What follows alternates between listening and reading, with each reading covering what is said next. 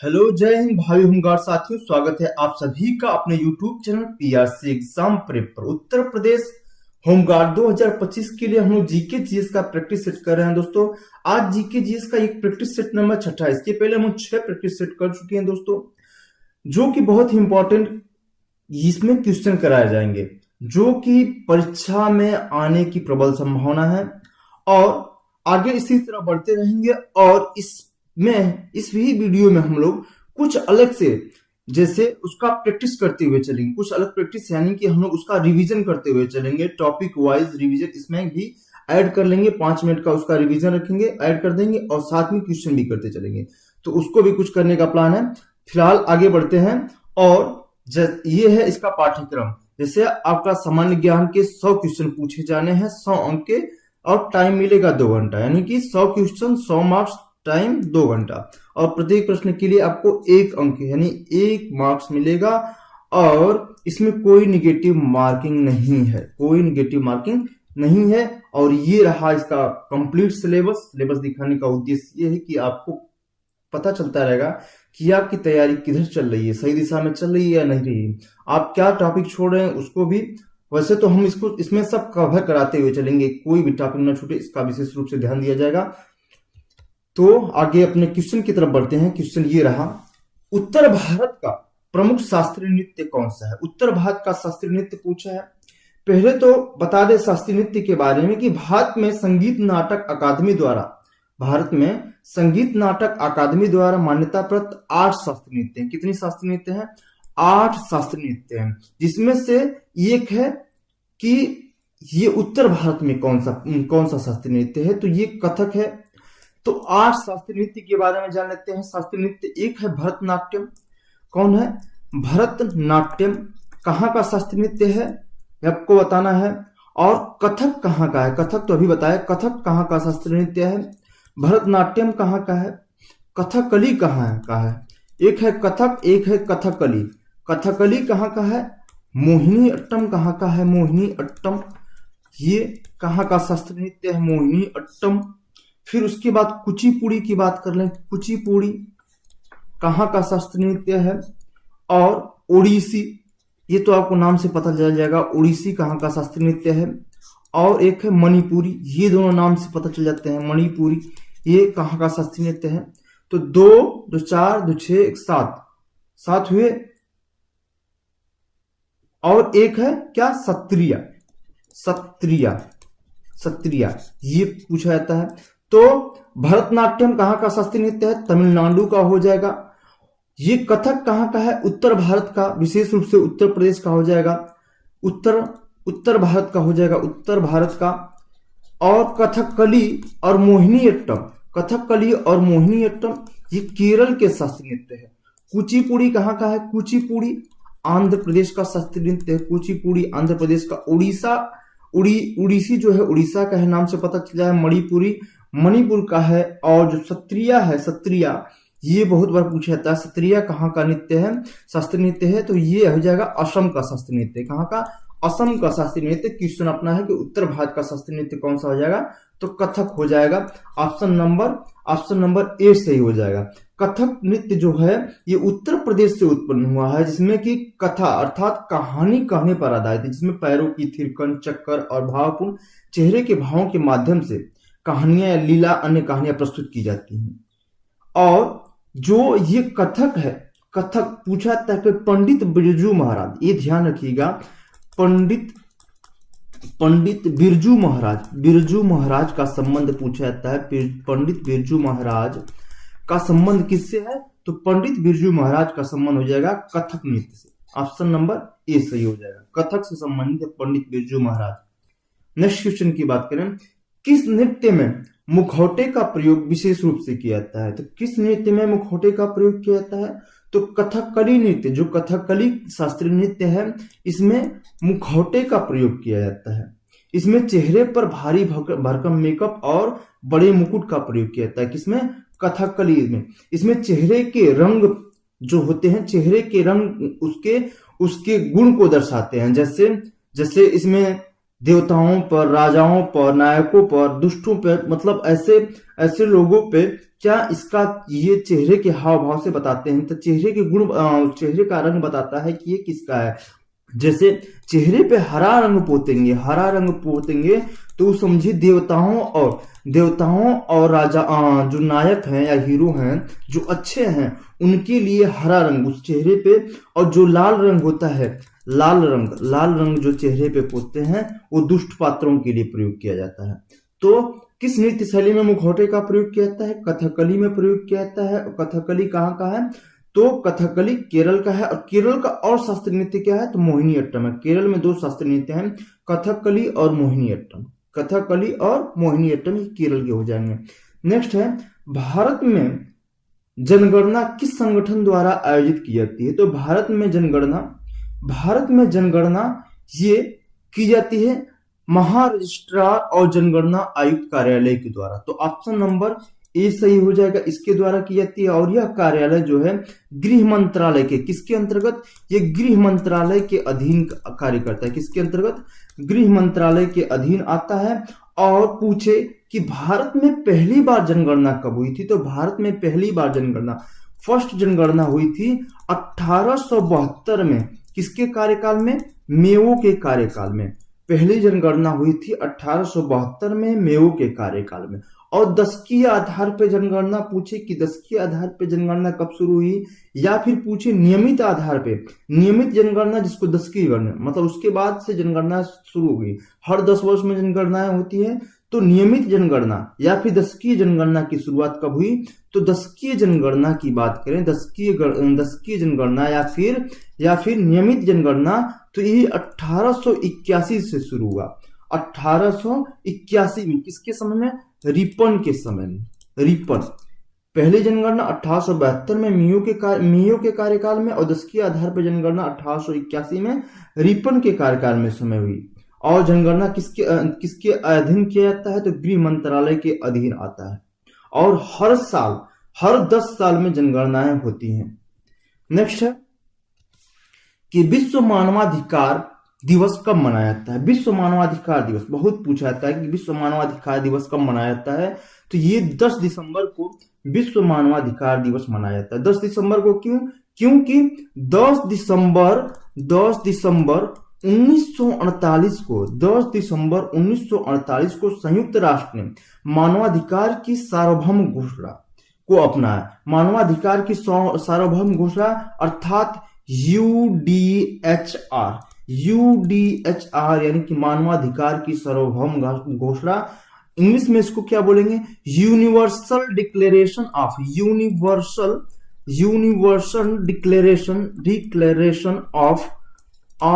Human rights हो जाएगा। तो universal declaration of human rights को यूएन के जो संयुक्त राष्ट्र ने मानवाधिकारों की सार्वभौम घोषणा यानी कि यूडीएचआर को अपनाया था, इसलिए 10 दिसंबर 1948 को मानवाधिकार दिवस मनाते हैं। इसका उद्देश्य है कि दुनिया भर के लोगों को क्या जो मौलिक अधिकार है उनकी रक्षा करना, दुनिया भर के जितने भी लोग हैं उन सभी के मौलिक अधिकारों की रक्षा करना, इसका ये उद्देश्य है यूडीएचआर का, universal declaration of human rights. Next है माइक्रो ब्लॉगिंग प्लेटफॉर्म ट्विटर को अब किस नाम से जाना जाता है? ट्विटर को अब किस नाम से जाना जाता है? तो ट्विटर को एलन मस्क ने खरीद लिया कब? 2023 में। एलन मस्क ने ट्विटर को खरीदा 2023 में। इसके बाद इसका नाम बदलकर क्या कर दिया? एक्स कर दिया। ट्विटर को एलन मस्क ने खरीदने के बाद इसका नाम क्या कर दिया? एक्स कर दिया। ये है एक्स, ऑप्शन नंबर सी सही हो जाएगा।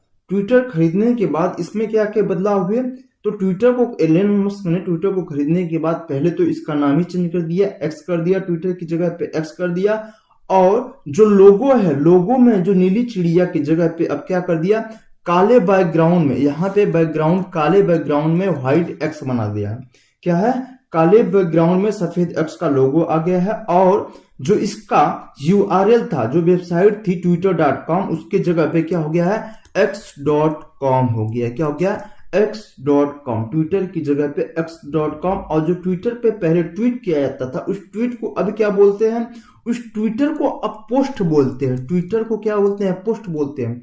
क्या क्या चेंज हुआ, नाम चेंज होने, इसका नाम चेंज हुआ, इसका लोगो चेंज हुआ, फिर इसका यूआरएल चेंज हुआ, फिर इसका जो ट्वीट करते थे ट्वीट को अब पोस्ट बोला जाए। क्या है, ट्वीट को क्या बोलते हैं, पोस्ट बोलते हैं। नेक्स्ट है, भारत में बेटी बचाओ बेटी पढ़ाओ योजना की शुरुआत किस वर्ष हुई थी? तो भारत में बेटी पढ़ाओ बेटी बचाओ, बेटी पढ़ाओ बेटी बचाओ बेटी पढ़ाओ योजना, तो बेटी बचाओ बेटी पढ़ाओ, triple B P B B B P, बेटी बचाओ बेटी पढ़ाओ योजना की शुरुआत सन 2015 में कब हुई? सन 2015 में 22 जनवरी 2015 को पानीपत हरियाणा से, कहां से? पानीपत हरियाणा से प्रधानमंत्री मोदी द्वारा इसकी क्या की गई थी, इसकी शुरुआत की गई थी। बेटी बचाओ बेटी पढ़ाओ की शुरुआत 22 जनवरी 2015 को पानीपत हरियाणा से मोदी जी के द्वारा इसकी शुरुआत की गई। इसका उद्देश्य था जो लिंगानुपात, जो चाइल्ड सेक्स रेशियो है, चाइल्ड सेक्स रेशियो को सुधारना। इसका उद्देश्य था चाइल्ड सेक्स रेशियो को सुधारना और बालिकाओं की शिक्षा को क्या करना, बढ़ावा देना था। नेक्स्ट क्वेश्चन की बात करें, उज्ज्वला योजना का मुख्य उद्देश्य क्या है? तो उज्ज्वला योजना का मुख्य उद्देश्य क्या है? Free LPG gas connection, free LPG connection, ये हो जाएगा ऑप्शन नंबर बी। उज्ज्वला योजना जो कि प्रधानमंत्री उज्ज्वला पीएम, ये क्या है, पीएमयूवाई, प्रधानमंत्री उज्ज्वला योजना, प्रधानमंत्री पीएम वाई से उज्ज्वला, वाईफार यू से उज्ज्वला, वाईफार योजना। तो पीएम उज्ज्वला योजना को कहां से शुरू किया गया? बलिया उत्तर प्रदेश। ये योजना कहां शुरू की गई थी? बलिया उत्तर प्रदेश से शुरू की गई थी। तो ये योजना शुरू की गई थी बलिया उत्तर प्रदेश से कब? 1 मई 2016 को बलिया उत्तर प्रदेश से शुरू की गई थी। इसका नारा था स्वच्छ ईंधन बेहतर जीवन, स्वच्छ ईंधन बेहतर जीवन, ये इसका नारा था। तो दो योजनाएं आप यहाँ पे, बेटी बचाओ बेटी पढ़ाओ योजना पानीपत हरियाणा से 2015 में शुरू की गई, और उज्ज्वला योजना बलिया उत्तर प्रदेश से 1 मई 2016 को शुरू की गई थी, और इसका नारा था स्वच्छ ईंधन बेहतर जीवन, स्वच्छ ईंधन बेहतर जीवन। इसका लक्ष्य था बीपीएल, जो गरीबी रेखा से नीचे आते हैं, उन परिवारों की महिलाओं को धुएं से मुक्ति दिलाना था। नेक्स्ट है, तीसरी बौद्ध संगीति का आयोजन कहाँ हुआ? तो तीसरी बौद्ध संगीति 4 हुई थी, तो उसको एक एक क्रम से एक बार देख लेते हैं। बौद्ध संगीति कितनी हुई थी? 4 बौद्ध संगीति हुई थी। तो एक बार यहां पे देख लेते हैं कि प्रथम बौद्ध संगीति कहाँ हुई, दूसरी कहाँ हुई, तीसरी कहाँ हुई। तो ये हो गया फर्स्ट, सेकंड, थर्ड और फोर्थ बौद्ध संगीति। तो प्रथम बौद्ध संगीति, दूसरी बौद्ध संगीति और तीसरी बौद्ध संगीति। तो पहले तो जगह जान लेते हैं कहाँ कहाँ पे हुई थी। पहली बौद्ध संगीति राजगृह में हुई, कहाँ पे? राजगृह में। दूसरी वैशाली में हुई, दूसरी कहाँ पे हुई? वैशाली में। तीसरी पाटलिपुत्र में हुई, कहाँ पे? पाटलिपुत्र में। तीसरी कहाँ पे हुई? तीसरी बौद्ध संगीति पाटलिपुत्र में हुई। और चौथी कुंडलवन कश्मीर में, कहाँ पे? कुंडलवन कश्मीर में। इसका आयोजन कहाँ कहाँ हुआ? राजगृह, वैशाली, पाटलिपुत्र, कुंडलवन कश्मीर। राजगृह, वैशाली, पाटलिपुत्र, कुंडलवन कश्मीर। तो ये हो गया। और इसके अलावा पूछा जाता है, तो यहाँ पे आपका आंसर तो यहीं पे मिल जाएगा। तीसरी बौद्ध संगीति का आयोजन कहाँ पे हुआ? पाटलिपुत्र में हुआ। ऑप्शन नंबर सी सही हो जाएगा। और पूछा जाता है कि इस समय इसके शासक कौन कौन से थे?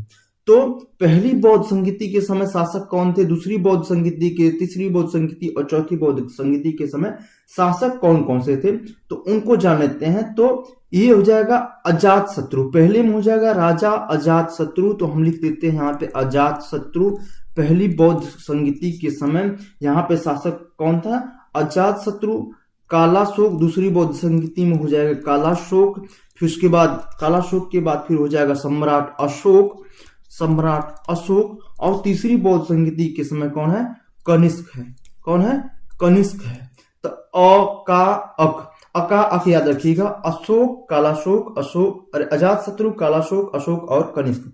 फिर कहां कहां पे? राजगीर, वैशाली, पाटलिपुत्र, कुंडलवन, कश्मीर में। नेक्स्ट है, कांग्रेस के किस अधिवेशन में नरम दल और गरम दल का विभाजन हुआ था? पूछा है कि कांग्रेस के किस अधिवेशन में नरम दल और गरम दल बट गए थे? तो ये सूरत अधिवेशन जो 1907 में हुआ, सूरत अधिवेशन जो 1907 में हुआ था, जिसकी अध्यक्षता रास बिहारी बोस, इस अधिवेशन की अध्यक्षता किसने की थी? तो रास बिहारी बोस ने की थी इसकी अध्यक्षता। और इस घटना को जो 1907 में विभाजन हुआ, इस घटना को सूरत विभाजन भी बोलते हैं। क्या बोलते हैं इसको? सूरत विभाजन भी बोलते हैं। और ये दोनों दल, यहाँ पे तो ये बट गए थे, दोनों दल 1916 में लखनऊ अधिवेशन में पुनः एक हो गए। 1907 में गरम दल और नरम दल में इनका विभाजन हुआ सूरत के अधिवेशन में, जिसकी अध्यक्षता रास बिहारी घोष ने की थी, और 1916 में ये दोनों एक हो गए थे। नेक्स्ट है, wings of fire. Wings of fire किसकी आत्मकथा है? तो wings of fire doctor APJ Abdul Kalam, किसकी है? एपीजे अब्दुल कलाम की ऑटोबायोग्राफी है। तो ऑप्शन नंबर कौन सा सही है? ऑप्शन नंबर ए सही हो जाएगा। एपीजे अब्दुल कलाम, इनको मिसाइल मैन ऑफ इंडिया बोलते हैं। क्या बोलते हैं? मिसाइल मैन ऑफ इंडिया किनको बोला जाता है? तो डॉक्टर एपीजे अब्दुल कलाम को मिसाइल मैन ऑफ इंडिया बोला जाता है। जिसमें इस पुस्तक में ये जो इनकी ऑटोबायोग्राफी है, इसमें इनके बचपन से लेकर इसरो और डीआरडीओ में वैज्ञानिक बनने तक के सफर का वर्णन है। एपीजे अब्दुल कलाम की महत्वपूर्ण कृतियां, एक तो हो गया विंग्स ऑफ फायर जो कि इनकी ऑटोबायोग्राफी है, यानी कि आत्मकथा है। इसके अलावा पूछा जाता है इंडिया 2020 ये किसकी है? ये भी किसकी है? एपीजे अब्दुल कलाम की है। और पूछे और इसकी क्या है? तो एक हो जाएगा इंडिया 2020, और इग्नाइटेड माइंड्स पूछा जाता है। इग्नाइटेड माइंड्स ये भी इनकी कृति है, एक इग्नाइटेड माइंड्स। और हो जाएगा एक है बियॉन्ड 2020, इंडिया 2020, बियॉन्ड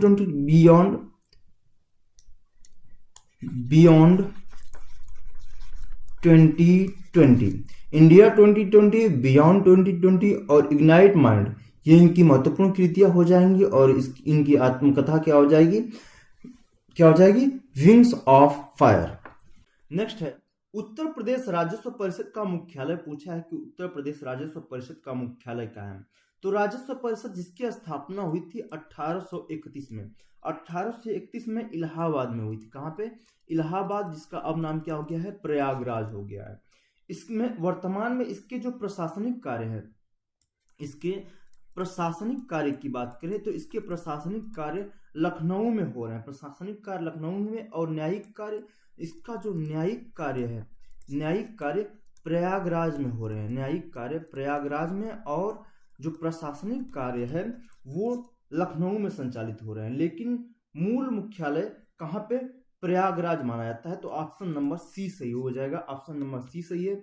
नेक्स्ट है दुधवा राष्ट्रीय उद्यान। दुधवा राष्ट्रीय पार्क उत्तर प्रदेश के किस जिले में स्थित है? दुधवा राष्ट्रीय पार्क ये उत्तर प्रदेश का एकमात्र राष्ट्रीय पार्क है। दुधवा राष्ट्रीय पार्क उत्तर प्रदेश का एकमात्र राष्ट्रीय पार्क है। और यह कहां पे है? तो उत्तर प्रदेश के लखीमपुर खीरी में स्थित है। कहां पे? लखीमपुर खीरी में स्थित है। इसको राष्ट्रीय उद्यान घोषित किया गया 1977 में। कब? 1977 में घोषित किया गया। और यह बाघों और बारहसिंघा के लिए प्रसिद्ध है। किसके लिए? बाघों और बारहसिंघा के लिए प्रसिद्ध है। उत्तर प्रदेश में एक मात्र राष्ट्रीय पार्क क्या है? दुधवा राष्ट्रीय पार्क, लखीमपुर खीरी में स्थित है। नेक्स्ट क्वेश्चन है, किस देश को land of the thunder dragon बोला जाता है? Land of the thunder dragon या फिर थंडरबोल्ट भी बोला जाता है। किसको बोलते हैं? ये भूटान को बोलते हैं। किसको? भूटान, अपना पड़ोसी देश भूटान को land of the thunder dragon बोला जाता है। भूटानी लोग अपने देश को स्थानीय भाषा में ड्रक यूल बोलते हैं। क्या बोलते हैं? ड्रक यूल बोलते हैं। ड्रक यूल बोलते हैं, जिसका अर्थ है ड्रैगन का देश। इसका अर्थ है ड्रैगन का देश। और इसके बारे में इसकी राजधानी क्या है? भूटान की कैपिटल पूछी या राजधानी पूछी तो भूटान की राजधानी हो जाएगी थिम्पू। भूटान की राजधानी क्या हो जाएगी? थिम्पू। और यहाँ की करेंसी क्या है? करेंसी अर्थात यहाँ की मुद्रा क्या है? तो यहाँ की मुद्रा है नगुल्ट्रम। यहाँ की मुद्रा क्या है? भूटान की मुद्रा नगुल्ट्रम। भूटान की राजधानी हो जाएगी थिम्पू। और भूटानी लोग भूटान को ड्रकयूल बोलते हैं। ड्रकयूल मतलब ड्रैगन का देश, और इसका उपनाम land of the thunder dragon या फिर थंडर बोल्ट बोलते हैं। नेक्स्ट है, भारत के संविधान का निम्नलिखित में से कौन सा अनुच्छेद नागरिकता से संबंधित है? कौन सा भाग नागरिकता से संबंधित है? तो संविधान का भाग जो दूसरा है, भाग 2, ये किससे संबंधित है? नागरिकता से संबंधित है। भाग 2, संविधान का भाग 2 नागरिकता से संबंधित है। भाग 2 अर्थ अनुच्छेद कहां से कहां तक? आर्टिकल नंबर 5 से 11 तक में किसका वर्णन है? नागरिकता के बारे में। भाग 1 में क्या है? भाग 1 में संघ एवं उसके अधीन राज्य आ जाते हैं। और भाग 3 में क्या आता है? मौलिक अधिकार आ जाते हैं। भाग 3 में क्या है? मौलिक अधिकार। भाग 4 में क्या है? डीपीएसपी है। डीपीएसपी अर्थात राज्य के नीति निर्देशक सिद्धांत किसमें है? तो भाग 4 में हो जाएंगे। इनको याद रखिएगा। संघ एवं उसके अधीन राज्य भाग 1 में है। भाग 2 में क्या है? नागरिकता है। भाग 3 में क्या है? भाग 3 में है मौलिक अधिकार। और भाग 4 में क्या है? डीपीएसपी अर्थात राज्य के नीति निर्देशक सिद्धांत हो जाएंगे। तो नागरिकता को कहां से लिया गया है? तो नागरिकता को ब्रिटेन से लिया गया है। नागरिकता भारत की नागरिकता ये कहां से ली गई है? ब्रिटेन से लिया गया है। और भारत में किस तरह की नागरिकता है? तो भारत में एकल नागरिकता, 2 तरह की नागरिकता होती है, एकल नागरिकता और दोहरी नागरिकता। एकल नागरिकता, तो भारत में किस प्रकार की नागरिकता है? एकल नागरिकता है। और दोहरी नागरिकता कहाँ है? वो यूएसए में है। तो ये चीजें नागरिकता से ध्यान रखिएगा। नेक्स्ट क्वेश्चन है, संविधान का कौन सा अनुच्छेद विधि के समक्ष समानता का अधिकार प्रदान करता है? विधि के समक्ष समानता का अधिकार कौन सा अनुच्छेद प्रदान करता है? तो आप आर्टिकल नंबर 14, अनुच्छेद 14 प्रदान करता है। ऑप्शन नंबर बी सही हो जाएगा। और यह मौलिक अधिकारों के अंतर्गत आता है। अभी देखा हमने कि 5 से 11 तक तो भाग नंबर 2 था। भाग नंबर 2 जिसमें कि नागरिकता है। और भाग 3 में क्या है? भाग 3 जो है उसमें अनुच्छेद 12 से लेकर 35 तक में क्या है? भाग 3 में 12 से लेकर 35 तक में क्या है? इसमें है भाग 12 से 35 तक में मौलिक अधिकार है। भाग 3 में 12 से लेकर 35 तक मौलिक अधिकार का वर्णन किया गया। तो अनुच्छेद 14 में क्या है? अनुच्छेद 14 कहता है कि ये समानता का अधिकार था, विधि के समक्ष समानता का अधिकार प्रदान करता है। Option number 14। इसका अर्थ है कानून सभी नागरिकों के लिए समान है। कोई भी व्यक्ति कानून के ऊपर नहीं है। कानून सबके लिए एक समान है। यह कौन सा अनुच्छेद बताता है? अनुच्छेद नंबर 14। बहुत पूछा जाता है। नेक्स्ट है, भारत की पहली पंचवर्षीय योजना किस मॉडल पर आधारित थी? तो भारत की पहली पंचवर्षीय योजना हैराल्ड-डोमर मॉडल पर आधारित थी। कौन सी मॉडल पे? हैराल्ड-डोमर मॉडल पर आधारित थी। और पहली पंचवर्षीय योजना का कार्यकाल पूछे तो 1 अप्रैल 1951 से 31 मार्च 1956 तक पहली पंचवर्षीय योजना का टाइम पीरियड क्या है? 1 अप्रैल 1951 से लेकर 1956 तक है। और पहली पंचवर्षीय योजना मुख्य रूप से कृषि विकास एवं सिंचाई पर आधारित थी। किस पे? कृषि एवं सिंचाई पे आधारित थी। इसलिए इस पंचवर्षीय योजना को अर्थात पहली पंचवर्षीय योजना को कृषि योजना के नाम से भी जानते हैं। पहली पंचवर्षीय योजना को कृषि योजना के नाम से जाना जाते हैं। और दूसरी पंचवर्षीय योजना ये पीसी महालनोबिस मॉडल पर आधारित है। किस पे? ये है दूसरी पंचवर्षीय योजना, पीसी महालनोबिस मॉडल पर आधारित थी, जिसमें क्या था, उद्योगों पर जोर दिया गया था। नेक्स्ट है कोशिका का शक्ति केंद्र, powerhouse of the cell किसे कहा जाता है? तो कोशिका का शक्ति केंद्र, powerhouse of the cell, mitochondria को बोला जाता है। किसको? माइटोकॉन्ड्रिया को बोला जाता है। यह कोशिका का, माइटोकॉन्ड्रिया जो है कोशिका का श्वसन केंद्र है, कोशिका का श्वसन केंद्र है। यहाँ पे ऊर्जा जो होती है एटीपी के रूप में संग्रहित होती है। एटीपी का पूरा नाम एडिनोसिन ट्राइफॉस्फेट होता है, एडिनोसिन ट्राइफॉस्फेट। तो powerhouse of the cell अर्थात कोशिका का शक्ति केंद्र किसको बोलते हैं? माइटोकॉन्ड्रिया को बोलते हैं। नेक्स्ट है वायुमंडल में ऑक्सीजन का प्रतिशत लगभग कितना % होता है? तो वायुमंडल में ऑक्सीजन का प्रतिशत लगभग 21% के बराबर होता है। ऑप्शन नंबर बी सही है। वायुमंडल में देखें कि नाइट्रोजन होती है, वायुमंडल में नाइट्रोजन का प्रतिशत पूछे, वायुमंडल में नाइट्रोजन कितनी होती है? तो वायुमंडल में नाइट्रोजन लगभग 78%, 78%, जो कि सबसे अधिक होती है। उसके बाद ऑक्सीजन आता है, ऑक्सीजन का नंबर आता है, ऑक्सीजन है 20.95%, जो कि किसके बराबर है? ये 21% के बराबर है। तो नाइट्रोजन 78%, ऑक्सीजन हो जाएगा 20.95 अर्थात 21%। और आर्गन कितना है? तो आर्गन हो जाएगा, आर्गन 0.93%, आर्गन। और CO2 अर्थात कार्बन डाइऑक्साइड कितना %? तो 0.03%। ये है इनकी मात्रा। नाइट्रोजन 78%, ऑक्सीजन 20.95 अर्थात 21% के बराबर, और आर्गन कितना है? 0.93, और CO2 की मात्रा 0.03% होती है वायुमंडल में। नेक्स्ट है ईमेल का आविष्कार किसने किया था? तो ईमेल का आविष्कार किया 1971 में रे टॉमलिंसन ने की, रे टॉमलिंसन की। ऑप्शन नंबर ए सही हो जाएगा। ईमेल जो होता है, ईमेल को इन्होंने यूजर नेम और होस्ट नेम को अलग करने के लिए @ का प्रयोग करने वाले भी यही हैं। @ का प्रयोग, चिन्ह का प्रयोग किसने किया?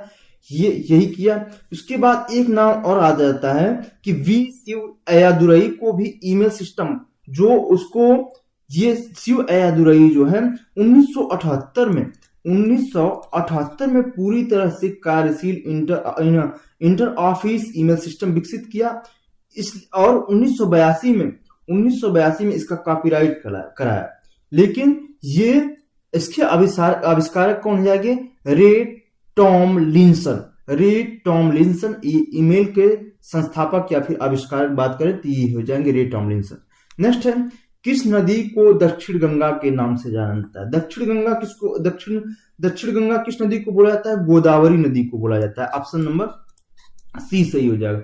गोदावरी नदी गोदावरी जो है प्रायद्वीपीय भारत की सबसे लंबी नदी है। इसकी लंबाई और प्राचीनता के कारण इसको दक्षिण गंगा, इसको क्या बोलते हैं? दक्षिण गंगा या फिर वृद्ध गंगा भी बोलते हैं। वृद्ध गंगा के नाम से या फिर दक्षिण गंगा के नाम से किसको बोलते हैं? तो गोदावरी नदी को बोलते हैं। ऑप्शन नंबर सी सही हो जाएगा। तो ये रहे टोटल प्रश्न दोस्तों। मिलते हैं नेक्स्ट वीडियो में, तब तक के लिए बाय बाय। उम्मीद है पसंद आया होगा वीडियो।